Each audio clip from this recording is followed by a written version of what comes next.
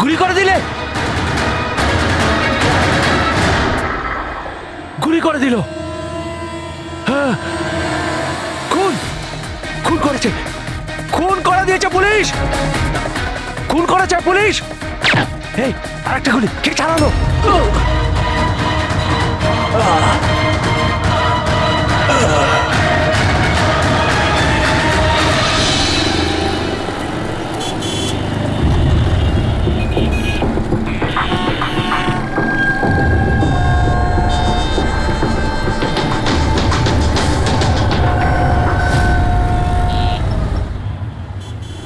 মাফ করবেন, খুন আপনি দেখেছেন? কিন্তু আপনি দেখলেন কি করে? বলতে চাইছি যে আপনি তো দেখতে পাই না, তাই তো?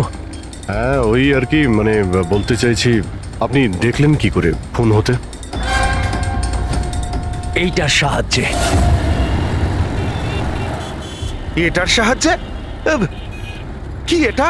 এটা সেন্সর গ্লাভস। এতে সেন্সর ফিট করা আছে, যার থেকে অদৃশ্য তরঙ্গ বেরিয়ে যায়। ওই তরঙ্গের সামনে যা কিছু থাকে ওতে ধাক্কা খেয়ে ওগুলো ফিরে আসে। তাতে আমি জানতে পারি যে আমার সামনে কি হচ্ছে। মানে এক প্রকার এটা আপনার চোখের কাজ করে? হ্যাঁ, আপনি সেটা বলতে পারেন। আরে কিন্তু এটা এটা কি করে হতে পারে? হতে পারে। এক মিনিট, আপনি আপনি একজন মহিলা, আপনি চুল বেঁধে রেখেছেন। স্যার, এটা তো ইনি আন্দাজেই বলছেন। আর আপনি আপনি বেশ গোলগাল দেখতে, হেলদি ইয়াং বয়। এটা তো ভুল বলেননি, দিন দিন তো মোটা হচ্ছে। ওয়েট তো চেক করেছিলাম স্যার, একটু কমও দেখাচ্ছিল। আপনি বলছেন যে এই ডিভাইসের সাহায্যে আপনি দেখেছেন কাউকে খুন হতে? একটা মেয়ের খুন হয়েছে স্যার, তাকে গুলি করা হয়েছে। গুলি কোথায়? আই মিন এখানেই কাছাকাছি? না, এখানে নয়, এই এই জায়গাটা একটু এবড়ো খেবড়ো। ওটা খুব স্মুথ ছিল, ওখানে সিঁড়িও ছিল না। আচ্ছা, আপনি ওই জায়গা থেকে এখানে কি করে এলেন? জানি না, ঘটনাস্থলে কেউ আমাকে এখানে পিছন থেকে মারলো, আর তারপর আর কিছু জানি না। চোখ খুলে দেখলাম আমি এখানে। সঞ্জীব বাবু, কাল রাতে কি হয়েছিল আপনি আপনি ডিটেলসে বলুন আমাদের। আসলে আমি কাজ থেকে ফিরছিলাম, আর তখন আমার অটোটা একটা সিগন্যালে দাঁড়ায়। হে হে হে, ওদিকে কি, ওদিকে কি কি? আরে ভেতর থেকে তুমি একটা মেয়ের চিৎকার শুনতে পেলে না? মেয়ের চিৎকার? কি বলছেন কি আপনি? ও, বের বললো। কি বলছেনটা কি আরে আপনি? আচ্ছা নাও, এটা তুমি রাখো রাখো। ঘটনাস্থলে আমি যখন পৌঁছলাম তখন দেখলাম যে একটা ছেলে আর একটা মেয়ে ছিল। ছেলেটার হাতে পিস্তল ছিল, গান। দুজনে ঝগড়া করছিল, ধস্তাধস্তি হচ্ছিল। খুন করেছে পুলিশ। এই আরেকটা গুলি। ব্যাস, যখন আমার চোখ খুলল তখন ওই ছেলেগুলো আমার গ্লাভস চুরি করবার চেষ্টা করেছিল, আর আমি ওদের ধরে ফেলি।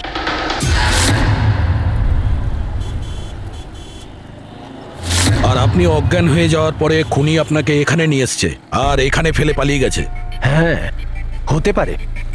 আচ্ছা, ওই জায়গাটা কোথায় যেখানে মেয়েটার গুলি লেগেছিল? না স্যার, আমি জানি না। আচ্ছা, আন্ধারিতে ওই অটো যে সিগন্যালে দাঁড়িয়েছিল, যেখানে আপনি মেয়েটার চিৎকার শুনেছিলেন, সেই জায়গাটা জানেন আপনি? মনে আছে? আই অ্যাম সরি, আমি এ ব্যাপারে আপনাদের হেল্প করতে পারবো না। ইটস ওকে, ইটস ওকে, আপনি চিন্তা করবেন না, আমরা ওই জায়গাটার খোঁজ নিয়ে নেব। কিন্তু কি করে? ওই অটো ড্রাইভারকে জিজ্ঞাসা করব। এত বড় শহরে ওই ড্রাইভারকে আপনি কোথায় খুঁজে পাবেন স্যার? পেয়ে যাব। ওদের নেটওয়ার্ক খুবই ফাস্ট, সারা শহরে ছড়িয়ে আছে, পেয়ে যাব। ওনার নাম, ঠিকানা বা অন্য কিছু জানেন আপনি? ও ও টুপি পরেছিল আর পুরনো গান শুনছিল 90-এর দশকের। আর ওর অটোতে আগুন নেভানোর যন্ত্রও লাগানো ছিল। আর হ্যাঁ, ওর কথাবার্তা দেখে মনে হচ্ছিল ও উত্তর ভারতে থাকে। হ্যালো, কি? উত্তর ভারতের লোক, পুরনো গান শোনে, আবার টুপিও পরে, আগুন নেভানোর যন্ত্রও আছে ওর অটোতে। ঠিক আছে, দেখছি।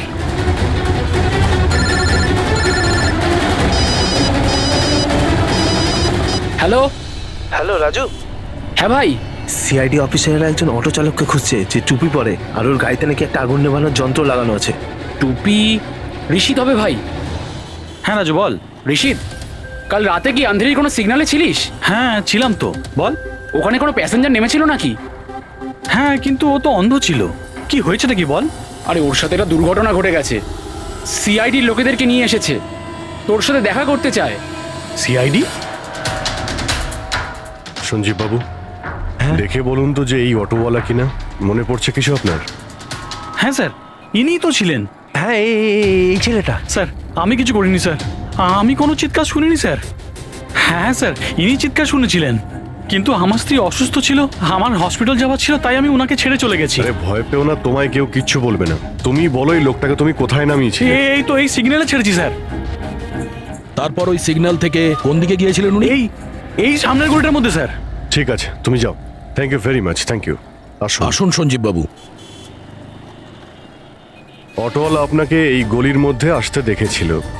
এখানে দুটো রাস্তা আছে, একটা এটা আর একটা ওটা।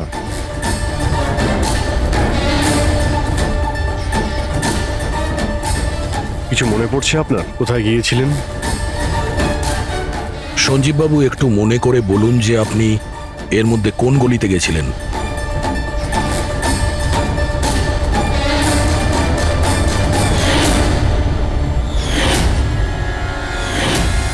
একটা পাখির মতো দেখতে মূর্তি ছিল। চলো আমরা এখান থেকে শুরু করি। সামনে।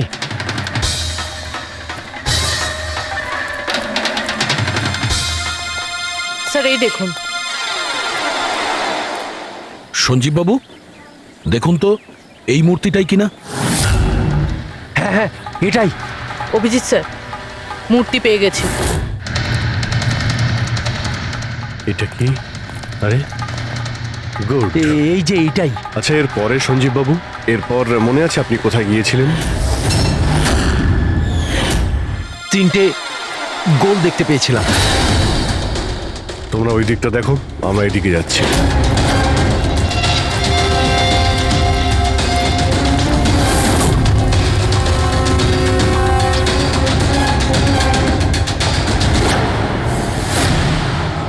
স্যার,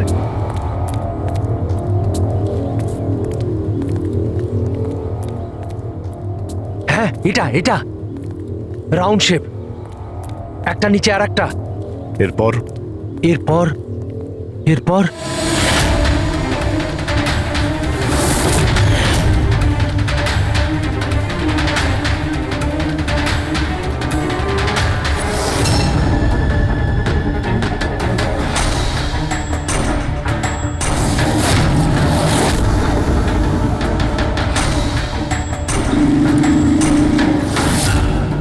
এদিকে এদিকে, এই যে। সাবধানে। আরে স্যার, ঘুরে ফিরে সেখানেই চলে এলাম যেখান থেকে শুরু করেছিলাম। আরে সেই জন্যই তো উনি চিৎকার শুনতে পেয়েছিলেন।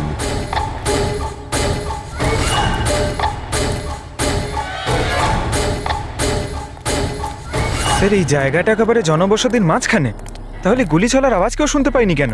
কারণ গানে সাইলেন্সার লাগানো ছিল।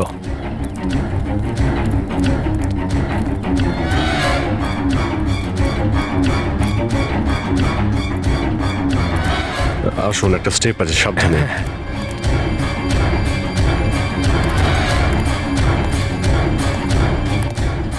না না, ঠিক আছে।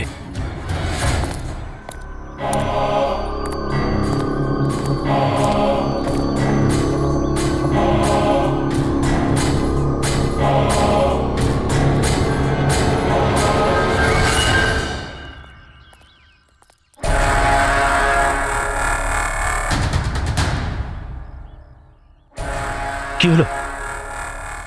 আপনারা দাঁড়িয়ে পড়লেন কেন? কি আছে? লাশ পেলেন? সঞ্জীব বাবু, আপনি বলেছিলেন গুলিটা কোনো মেয়ের লেগেছিল। হ্যাঁ হ্যাঁ, মেয়ের গায়ে লেগেছিল। আমি তাকে ছুঁয়ে দেখেছিলাম, ওর গুলি লেগেছিল, রক্ত বেরোচ্ছিল। কেন বলুন, কি হয়েছে? লাশ এখানে আছে, কিন্তু কোনো মেয়ের নয়, কোনো ছেলের। কি?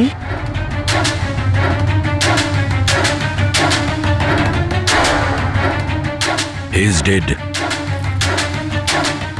মনে হচ্ছে সেই যে ওই মেয়েটাকে মারার চেষ্টা করেছিল। স্যার, ওনার কথা অনুযায়ী এখানে দুটো গুলি চলেছিল। হয়তো হয়তো এই দ্বিতীয় গুলিটায় মারা গেছে।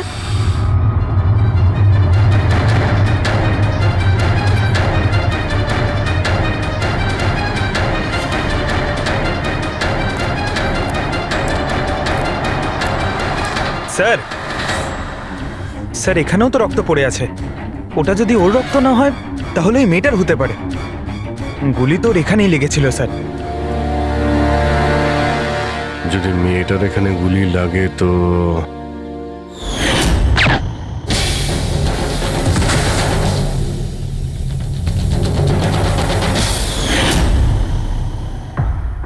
আপনি বললেন যে আপনার মাথায় পিছন থেকে কেউ মেরেছিল, তো সেটা দ্বিতীয় গুলি চলার পরে আপনার লেগেছিল নাকি সেটা চলার আগে? না না, দ্বিতীয় গুলিটার পর মেরেছে।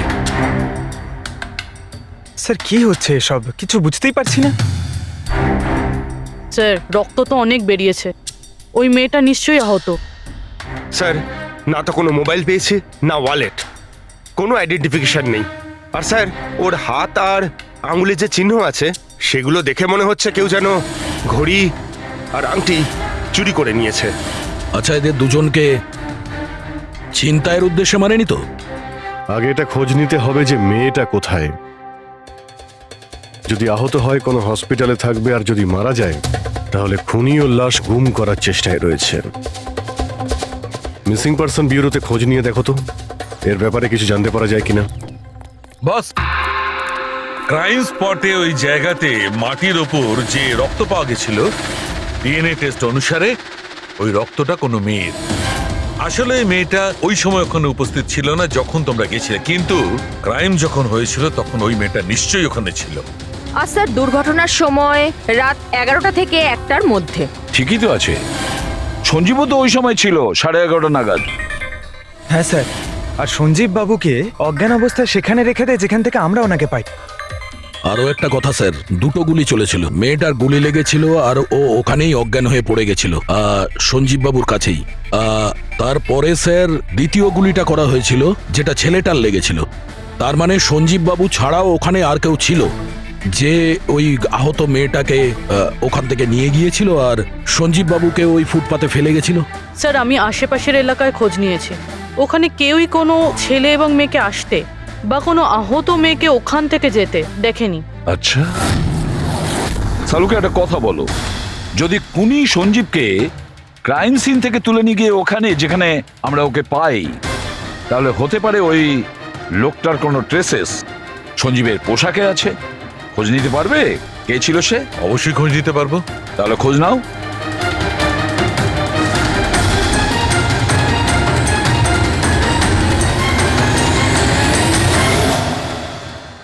স্যার, হ্যাঁ?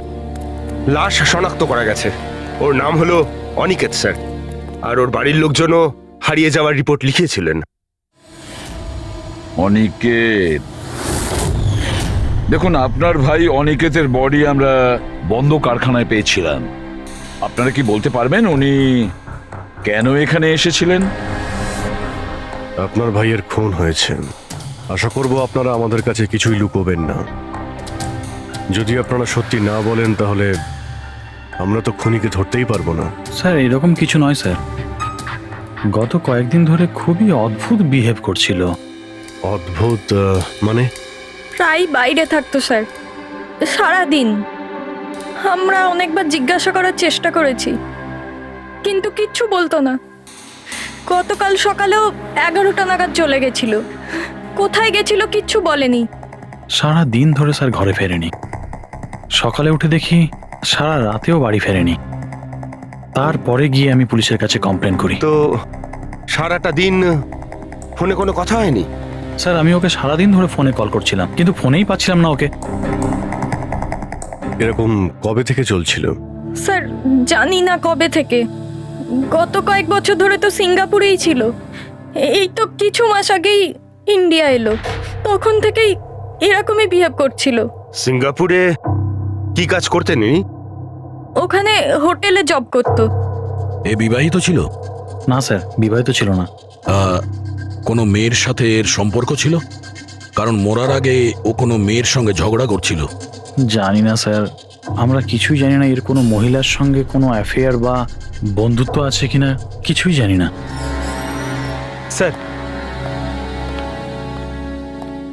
স্যার এনাদের থেকে অনিকেতের নাম্বার নেই আর কল রেকর্ডস চেক করি স্যার, তাতে জানতে পারি যে একটাও মেয়ের নাম্বার নেই স্যার, শুধু ছেলেদের সঙ্গেই কথা বলতো, আর বেশিরভাগই ওর সঙ্গে যারা কাজ করতো তাদের। আর স্যার মৃত্যুর আগেও ও কাউকে ফোন করেনি নিজের ফোন দিয়ে। কোনো মেয়ের নাম্বার পাওয়া যাচ্ছে না, এটা তো খুব অবাক কাণ্ড। স্যার খুবই সাদাসিধে লোক ছিল, শুধু নিজের কাজ নিয়েই ব্যস্ত থাকতো। ঠিক আছে, আপনারা যেতে পারেন। যদি দরকার হয় আপনাদের ডেকে নেব।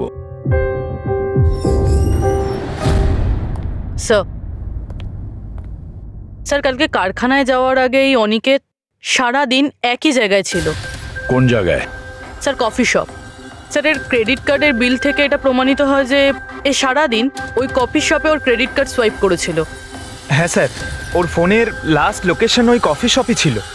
কোন কফি শপ ছিল ওটা? Pillow coffee shop. যাও ওই পিলো কফি শপে আর খোঁজ না ও সারাদিন বসে কি করছিল। স্যার,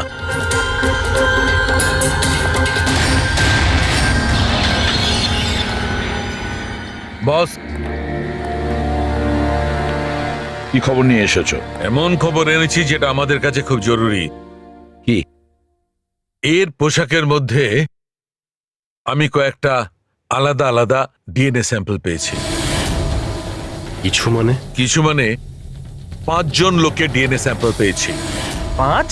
হ্যাঁ 5, আর এই 5 জনই মেয়ে। আর সঞ্জীবের জামা কাপড় থেকে আমরা 2 ধরনের ডিএনএ পেয়েছি, আর এই দুটো স্যাম্পল অনিকেতের জামা কাপড় থেকে পাওয়া স্যাম্পলের সঙ্গে ম্যাচ করে গেছে। মানে 5 জনের মধ্যে 2 জন যারা অনিকেতকে ছুঁয়েছিল, ওরা আবার সঞ্জীব বাবুকেও ছুঁয়েছিল। তার মানে অভিজিৎ, এই পুরো কাজটা দুটো মেয়েই করেছে।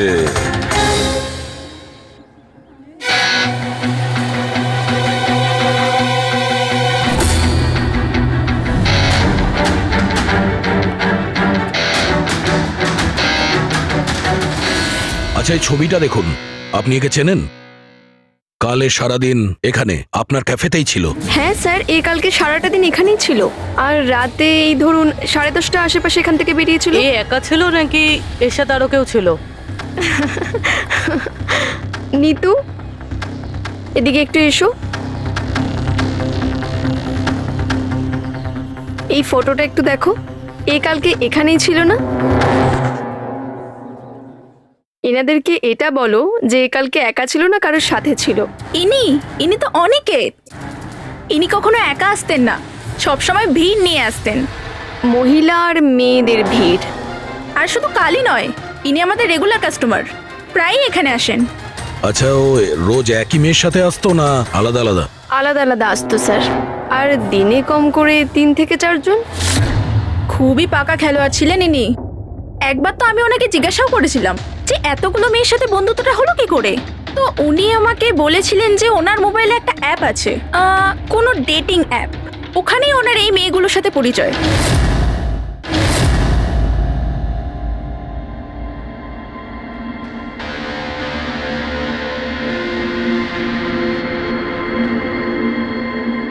কিছু জানতে পেরেছো?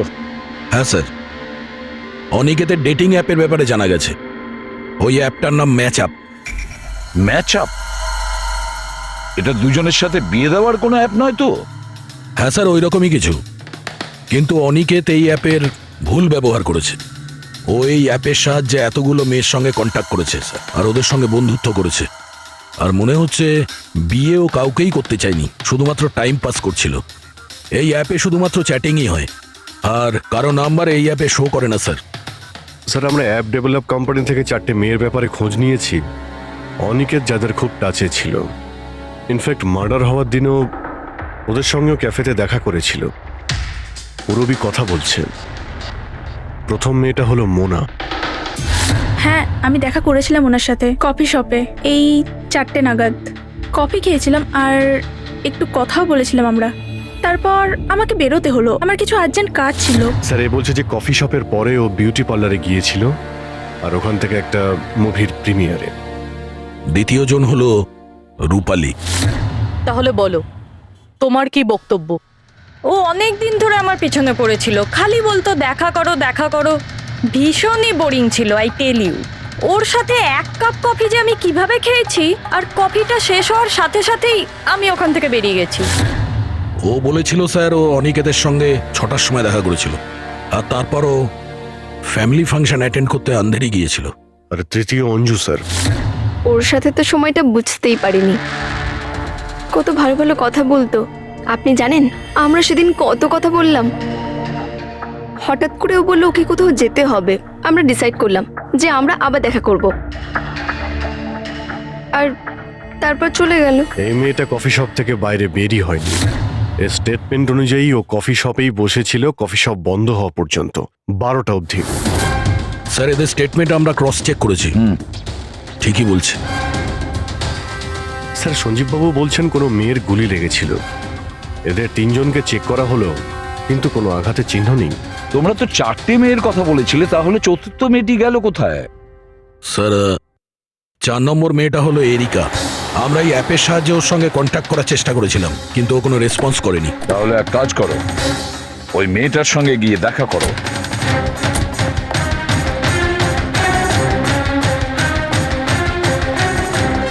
রজত, তাড়াতাড়ি রেডি হও। আর কত সময় নেবে? এতটা সময় তো মেয়েরাও নেয় না। আসছি বাবা, জাস্ট 2 মিনিট। Excuse me. হ্যাঁ বলুন, কাকে চাই? এরিকা। হ্যাঁ আমি, কিন্তু আপনারা? সিআইডি। সিআইডি? এসব কি? হ্যাঁ, কি হয়েছে স্যার?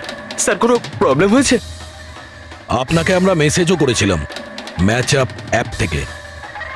আপনাকে সিআইডি ব্যুরোতে আসতে বলেছিলাম, আপনি আসেননি তো আমাদের আসতে হলো। Match up app? এটা কি? Dating app. Dating app? তুমি এই ডেটিং অ্যাপে কি করছো? হ্যাঁ শোনো, ওনাদের কোনো ভুল হচ্ছে, আমি কোনো ডেটিং অ্যাপে নেই। সেটা কিভাবে হতে পারে? আপনার প্রোফাইল আছে, আপনার ডিসপ্লে পিকচার রয়েছে। শুনুন, আমি একজন বিবাহিতা, আমি কোনো ম্যারেজ সাইট বা ডেটিং অ্যাপে নেই। ইনি আমার হাজব্যান্ড রজত, আর আমি ওনার সাথে বিয়ে করে খুব হ্যাপি। আমার এসব করার কোনো প্রয়োজন নেই। ম্যাডাম, আপনি যদি সত্যি বলেন তাহলে এটা কি? আপনার প্রোফাইলে এই ডেটিং অ্যাপে কি করে? দেখুন, আমি সত্যি বলছি, আমি জানি না এটা কি। আমি এরকম কোনো প্রোফাইলই বানাইনি। তো আপনি এটা বলতে চাইছেন যে আপনার নামে কেউ ফেক আইডি বানিয়েছে? আচ্ছা, আপনি কোনো অনিকেত নামে কাউকে চেনেন? অনিকেত? এই লোকটা? না স্যার, আমি একে চিনি না। স্যার কি করছেন আপনারা? কেন আমাদেরকে ডেকেছেন? আমরা আপনাদের বলিনি, কিন্তু অনিকেত, যার সঙ্গে আপনারা কফি শপে দেখা করেছিলেন, ওর খুন হয়ে গেছে ওই রাতেই। কিন্তু স্যার আমরা ওকে কেন মারবো? আমরা তো ওকে ঠিকমতো চিনতামই না।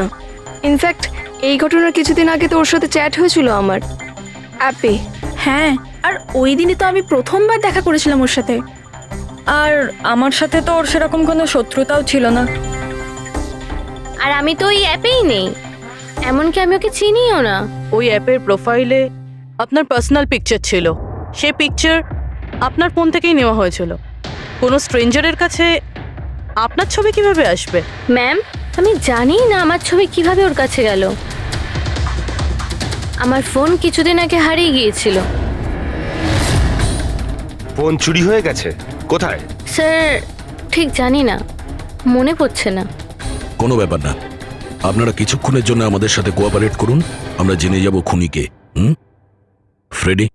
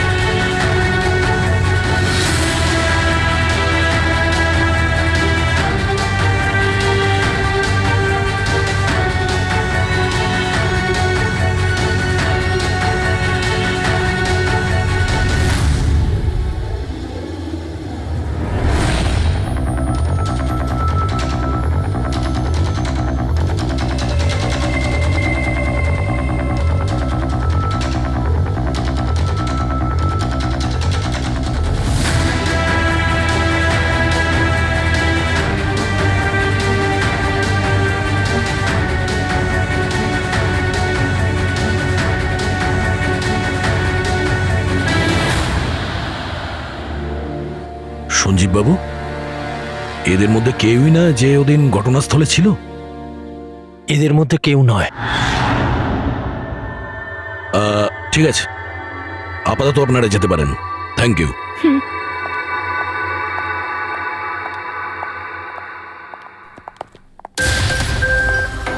না স্যার, এদের মধ্যে তো কেউ না। স্যার বাকি তিনজনের মতন ওরও কোনো চোট নেই, কিন্তু কিন্তু ওই মেয়েটার আঘাত ছিল, চলার অবস্থাই ছিল না।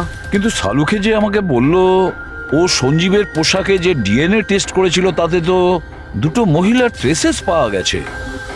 ঠিক আছে, কিন্তু একজন আহত হতে পারে, আরেকজন সেও তো ওই চারজনের মধ্যে একজন হতে পারে। স্যার এই চারজনের জল খাওয়ার গ্লাসগুলো ফরেন্সিকে পাঠিয়ে দিয়েছি, রিপোর্ট আসবে। স্যার, হ্যাঁ স্যার ওই দুটো মেয়ের ডিএনএ এই চারজনের সঙ্গে ম্যাচ করেনি। কি ম্যাচ হচ্ছে না? তাহলে মেয়ে দুটোকে পাবো কি করে?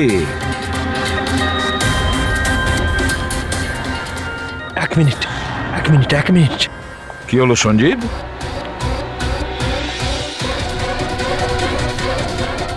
এসিপি স্যার, আমি এই গন্ধটা চিনি।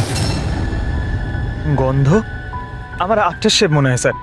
না না, এটা ওই গন্ধ যেটা আমি ঘটনাস্থলে পেয়েছিলাম, একদম ওটার মতো। কফি আর চা?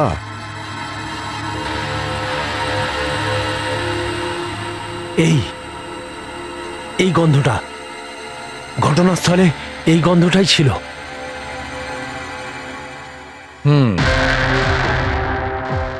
আর আমি পঙ্কজের জামার হাতার ওপরে কফির দাগ পেয়েছি।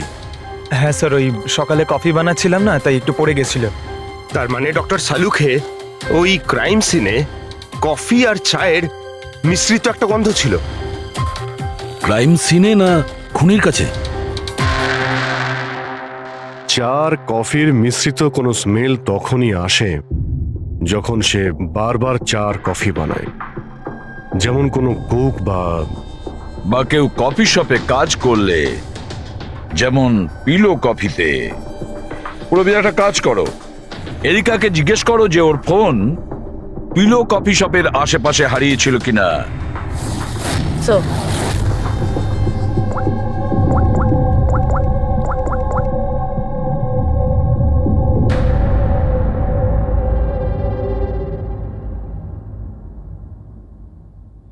স্যার, হ্যাঁ স্যার ওনার ফোন ওখানেই হারিয়েছিল, ওই কফি শপে।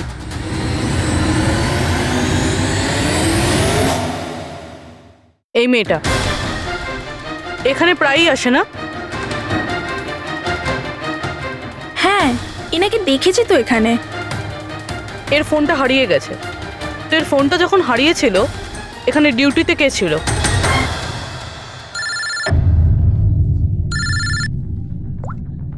হ্যালো, হ্যাঁ ফ্রেডি। ও গুড, ঠিক আছে, আমরা এক্ষুনি ওখানে পৌঁছচ্ছি। পুরবি, স্যার ফ্রেডির ফোন ছিল, ওই হসপিটালটার খোঁজ পাওয়া গেছে যেখানে ওই আহত মেয়েটা ভর্তি আছে। স্যার ওই মহিলাই যে অনিকেতের খুন করেছিল? হ্যাঁ ওই মেয়েটা, আমাদের এক্ষুনি ওখানে যেতে হবে। স্যার আমাদের এখন বেরোতে হবে, কিন্তু যতক্ষণ অবধি জিজ্ঞাসাবাদ কমপ্লিট না হচ্ছে কেউ কফি শপ থেকে বেরোবে না।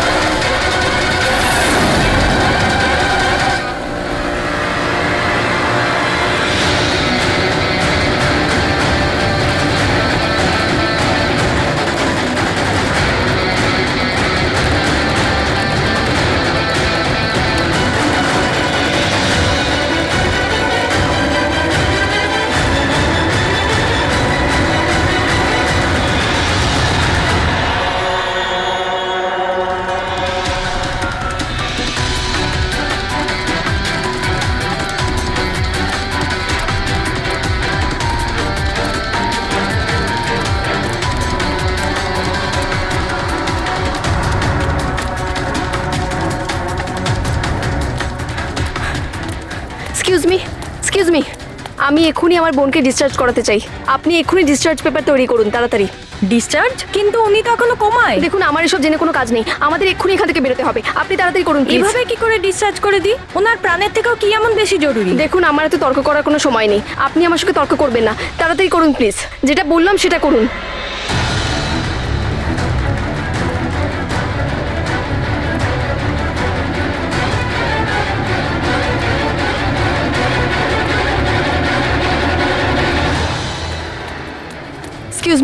এক্সকিউজ মি, আমার দিদি স্বপ্নাকে এক্ষুনি ডিসচার্জ করাতে হবে, এক্ষুনি। ওর বিলের টোটাল অ্যামাউন্টটা বলবেন প্লিজ। Excuse me. মনে হয় খুব তাড়া আছে তোমার।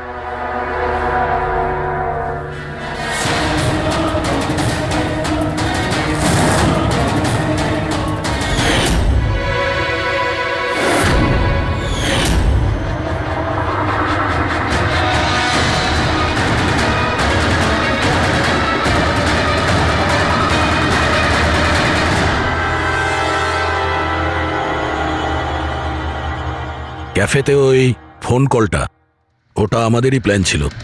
আমরা এটাই দেখতে চাইছিলাম যে ওই আহত মেয়েটার মিথ্যে খবরের জালে কে ফাঁসে। আর তুমি ফেসে গেলে। এটাও ভাবলে না যে সিআইডি তোমাকে ফলো করছে। তুমি নিজেই আমাদের এখানে নিয়ে এসেছো, আর তাই পালিয়ে কোনো লাভ নেই। সেই জন্য তোমার জন্য এটাই ভালো হবে, নিজের অপরাধ স্বীকার করে নাও।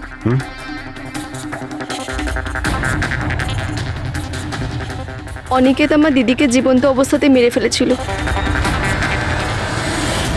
ওদের সিঙ্গাপুরে দেখা হয়েছিল, আর ও ওখানেই আমার দিদিকে বিয়ের মিথ্যে প্রতিশ্রুতি দিয়েছিল। ওরা এঙ্গেজমেন্টও করে নেয়, আর তারপরে বিয়ের কথা বললেই ও এড়িয়েই যেত।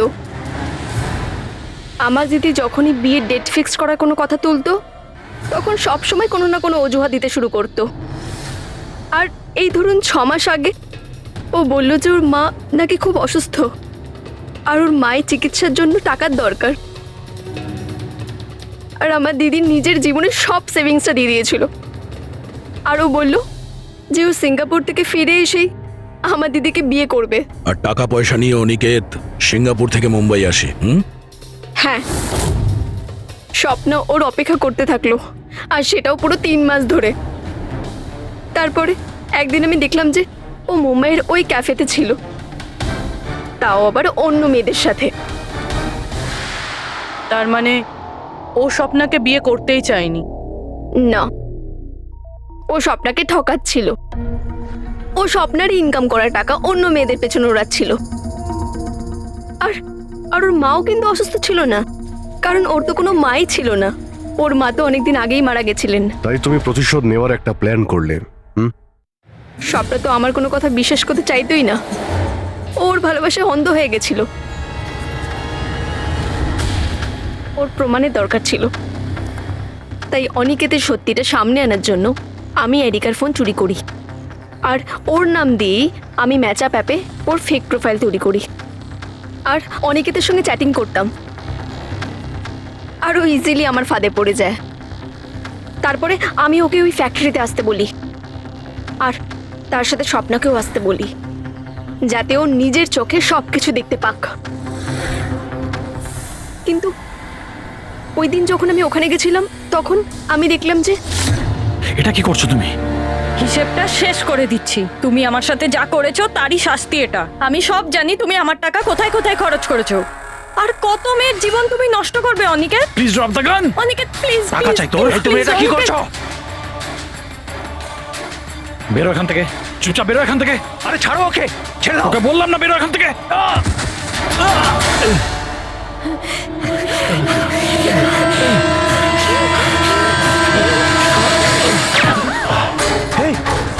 গুলি করে দিলে, গুলি করে দিল। হ্যাঁ, খুন খুন করে দিয়েছে পুলিশ। এই আরেকটা গুলি কে চালালো? আরেকটা গুলি চালিয়েছে পুলিশ।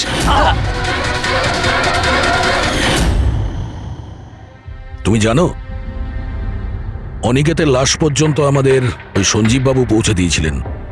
উনি দেখতে পান না, কিন্তু ওনার ওই সংবেদনশীল দস্তানা সেনসিটিভ গ্লাভস চোখের থেকে কম না।